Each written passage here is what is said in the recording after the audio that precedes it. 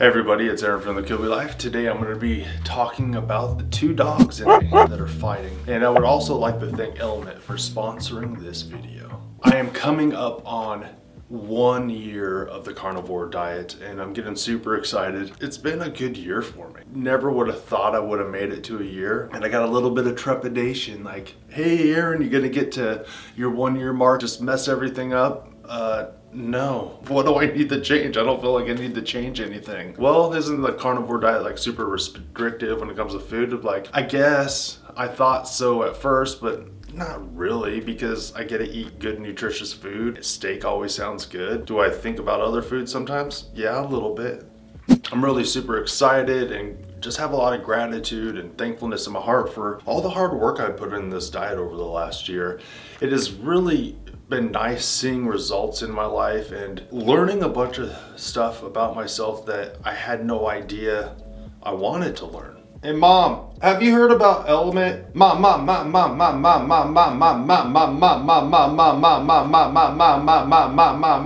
Hey, will you read some of this? You want me to read this? LMNT is formulated to help anyone with their electrolyte needs. Am I doing this okay?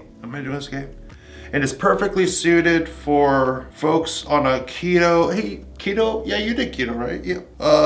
Low carb or paleo diet. What's a paleo diet? You want me to read this other one? Okay. LMNT can help prevent and eliminate headaches, muscle cramps, fatigue, sleeplessness, and other common symptoms of electrolyte deficiency. Man, I really wish I would have known this when you were a kid or had some LMNT when you were a kid, because you didn't like going to sleep. Yeah. Mom, can you just read the paper I gave you? Just read the paper I gave you. No one cares about all the other stuff. With none of the junk, none of the sugar, no coloring, no artificial ingredients, no gluten, no fillers, no BS. Little Chrissy Platty, you watch your language. Have you heard about how important it is to replenish electrolytes? I know you like drinking that wine. You little Chrissy Platty, you. It'll help you the next day.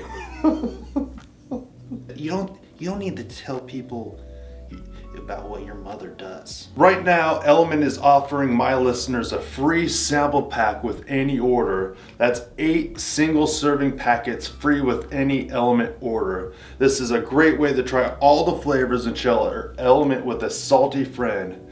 You can get it at drinklmnt.com/Kilby. This deal is only available through my link. You must go to drinklmnt.com/Kilby. Hey mom, do you think you're gonna buy LMNT because your wine problem? Yes, I think I will buy LMNT, and I will go to drinklmnt.com/Kilby and I'll get the sample pack and I'll try all 8 of the flavors. I think it'll be perfect because I'm interested in trying all of their flavors and see which ones I really like. Yeah mom, this offer can be used by first time LMNT customers like you or returning LMNT customers. And you can only find this offer available through partners like the Cuteness Life. Well, yeah, since I'm a first-time customer, that's good to know. I really appreciate that. Oh, is that true? Oh, that's really nice that LMNT did that for the Cuteness Life. I really like that.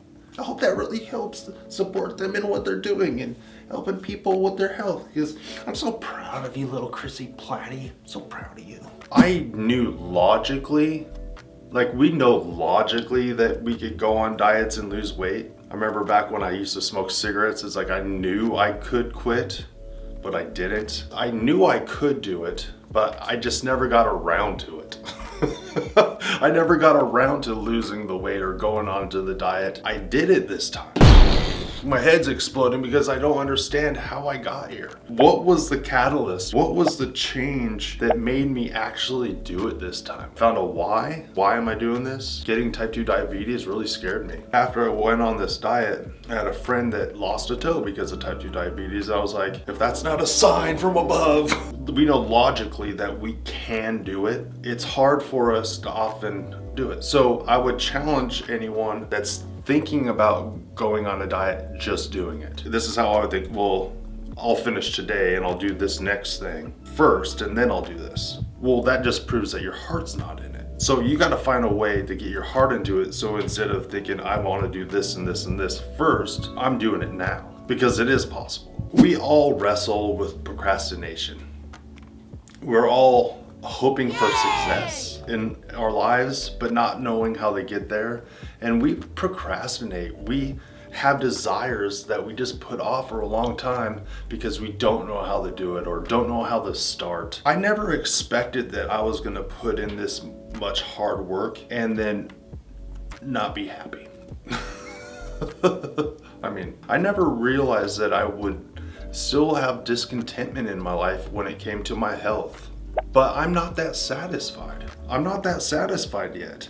What happened is I started seeing the results. And then I saw that it was possible because I got to a point. And then I got to that point and I started realizing I might be able to get to these other points. No, not might. I actually am going to be able to get to these other points. It started blowing me away, so my satisfaction is not that great because I know that I can go further. And obviously there's extremes that you got to stay away from. I don't know where those extremes are yet. I don't think I've pushed myself enough yet. I guess another part of not being satisfied is feel like I'm still being pulled into. There's part of me that just wants to continue this diet or way of eating. And there's another part of me that wants to give myself some concessions. And that concessions part of me scares me a little bit because how did I get overweight in the first place?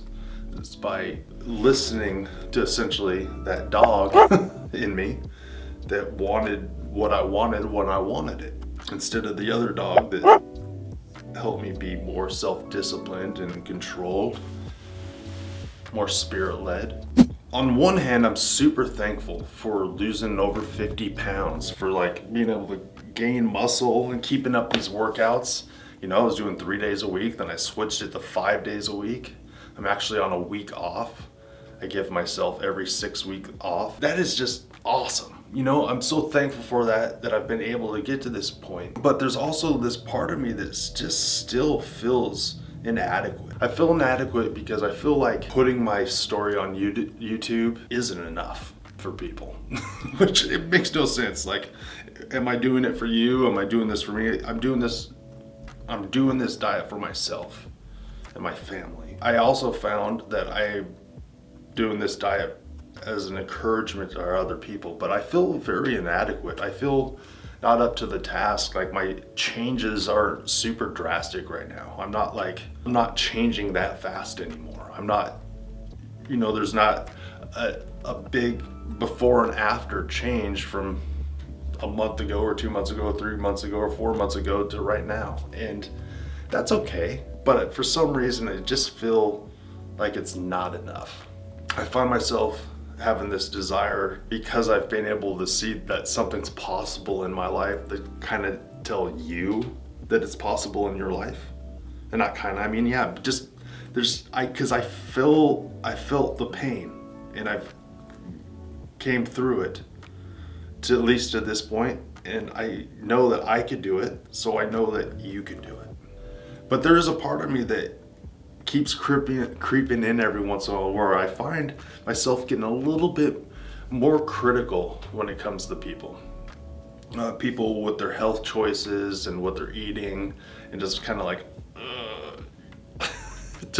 you know, and where's the line between me just being a jerk, super critical and judgmental, or me just hoping for good things for people? I'm working that out, and it's not been easy. I don't like it. I don't want to be a critical, judgmental person. I want to love people. I want to love people. I want to love people. I want to work hard in front of people and hope that they see that hard work I'm putting into something and they start asking me questions. And, you know, about diet or about my relationship with Jesus, honestly. It's the same to me. I look at those, how to operate those two things exactly the same. It is completely useless to compare yourself to others, especially in a negative way. If you see some kind of character quality in somebody, you're like, man, I really appreciate that character quality. Maybe I should use that in my life. there's that, but just comparison for comparison's sake, that is foolish thinking, and I call it stinking thinking because it leads nowhere good. It just gets you down and depressed, and it doesn't let you look at yourself really. It stops you from taking a good, cold, hard look at yourself in the mirror, or you look in the mirror and then you just forget what you look like. It makes you ineffective in life, and it stalls you out. When I start getting into stinking thinking and like negative self-talk, I can't help but think, well, Aaron, the sun came up today and you didn't have to do anything. It did it by itself. Tonight, the sun will go down and there's nothing that you can do to change any of that. And it just reminds me of how small I am. That smallness in light of the bigness reminds me that really that I'm loved and cared for. You know, I believe it's God doing it. He set the system up. Even if you don't believe in God, you got to realize there's things in your life that you can't control. I've always had this like gift of helping people or wanting to serve people. And so going on this diet, it just made me automatically start thinking, maybe this can help somebody else. Maybe I can help people through this. Maybe my story can help them write their story. I learned a long time ago, one of the best ways to help somebody is be available. Be available for them, be available to encourage them. But sometimes I realize it is more complicated than that. And I keep talking about our stinking thinking, but like I was saying before, we have a couple dogs in us. We have a dog that wants to do all these things that we know we shouldn't do. And we have this dog in us that just wants to do all these things that we know we should do. And we got these two dogs fighting each other, and we feed this dog and we feed this dog and we feed this dog and we feed this dog, and we get pulled back and forth. And so the things we want to do, we don't do, and the things we don't want to do, we do. That was weird. If you've been working hard, one day you're not gonna work hard. It's just how it's gonna be. And if you're not working hard, one day you're like, man, maybe I should do something. Maybe I should work harder. And we're gonna be pulled back and forth. We all get pulled back and forth. And I think that's why building a foundation of why we're doing what we're doing is so important. I want you to ask yourself why. Why am I dieting? Or why am I not dieting? Why am I not changing some things in my life that I know I should change? I could have easily just said, you know what? If I look out at life, there's a lot of people that eat unhealthy, that live fairly long lives. I could have took the statin, I could have continued on the blood pressure medication. I could have got on the type 2 diabetes medication and just followed the doctor's recommendations and lived a pretty long life. I bet I could have. I bet I could have done that, but then I wouldn't be right here, where I was able to reverse that type 2 diabetes, where my blood pressure is now regulated. Unless I'm at the doctor, then it's always high when I get there. My LDL cholesterol is high, but it's all the big fluffy stuff. So I found health, but I could have just went the other way. I could have stayed there on that path. And it's one of those things, as a Christian guy, I'm like, well, Jesus come back, or I could get hit by a bus tomorrow. Why work so hard? Why work so hard if your life can end tomorrow? But that's part of that stinking thinking. That makes no sense. It makes no sense. You don't know what's gonna happen tomorrow. And so I always ask myself, God, what do you want from me? That's a tough question. It's a hard question. It makes me re-examine my why I'm doing things. I was having one of my episodes of stinking thinking, and it kind of hit me. Maybe I'm having a lot of negative thoughts about my diet and what I'm doing because it's something so important. Maybe the evidence that God wants me to work harder on my diet is the fact that I'm having difficulty doing it, or difficulty wanting to do it. Maybe that's the evidence I need, or you need, that you have a desire to do it, but you have a lot of negative thoughts towards it. Think about it this way. I'm wrestling with the hard work that I put into something, And all the hard work that I put into something is essentially getting taken away from me. It's getting killed, it's getting destroyed. It's all evidence that something spiritual is happening, for one. If you see anything getting killed, stolen, or destroyed, you know that's a negative spiritual battle. I saw that in my life and the way I was thinking, and I just thought, no, hold on. Don't you see what's happening, Aaron? You're thinking negative thoughts. That is the evidence that you need to know that it's something that God wants you to do and run at. We all need to be very careful about what our thought life looks like. Like I was talking before, that we have 2 dogs in us, and you have to be careful which one you're feeding. The spirit is willing, but the flesh is weak comes to mind. And let's think of the spirit and the flesh as 2 dogs fighting. And the dog that's going to win the battle is the dog that you feed. It's the dog that you feed. So we need to learn how to starve these negative thoughts. Don't feed into them. Just know that you're loved and that you're worth the effort. Feed that dog. Remember, you don't have to give up. You can move forward. Oh, it's taking too long. Don't worry. Everything doesn't have to happen overnight. We can work hard for a long time at something. Just keep feeding that right dog and starve out that other dog. Now's the time to do something. Let's actually try to do it. When I think back at how far I've come on this diet, almost 1 year in, of how I felt then and where I am now, and then I see other people in that position where I used to be, or think about people in those positions, man, I have a lot of empathy. I care. It makes me care because I know how it feels to be stuck and not know what to do, even trying to do your best, but it not being enough, knowing where to go for help, and the people that are supposed to help you not really giving you help, just trying to push drugs on you instead. I know how it feels to be stuck. I know how it feels to be lost. I know how it feels to be hungry. I know how it feels to be alone. I know how it feels to feel inadequate. I know how it feels not to belong. I feel those things. I know a lot of people wrestle with those things also. Let me say this.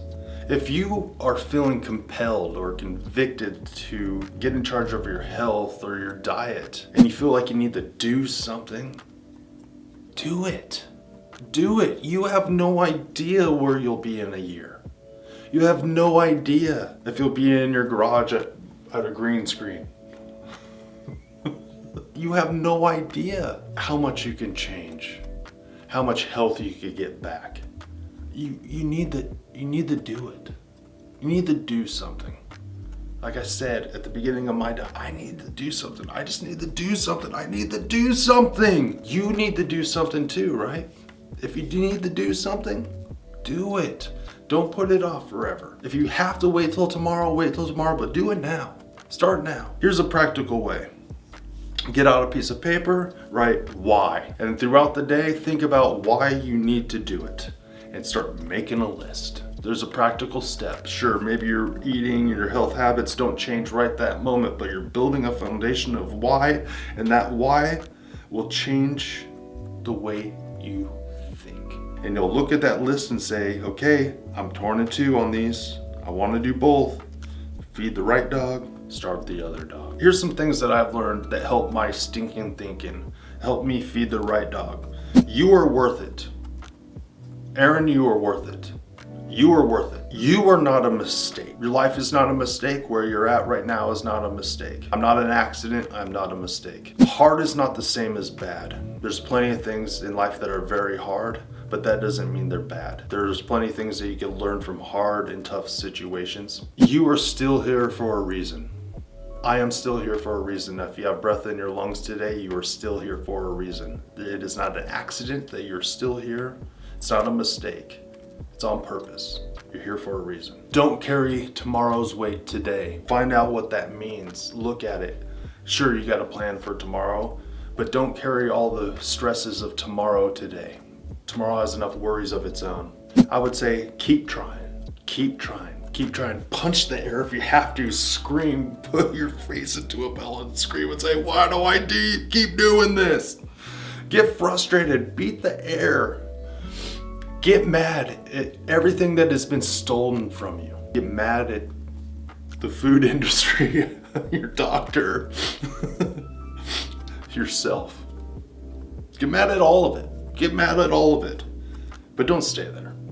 Get mad, have yourself a good cry. Don't eat a Snickers because you're a diva. No, eat a nice big steak.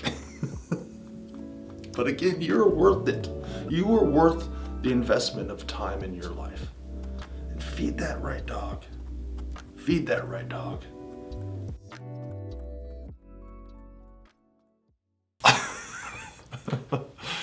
So yeah, just having a little fun. If you're new to the party, you need to realize that everyone sends me messages saying, hey, do you know you look like Chris Pratt? But I'm like, well, I can't say Chris Pratt over and over and again.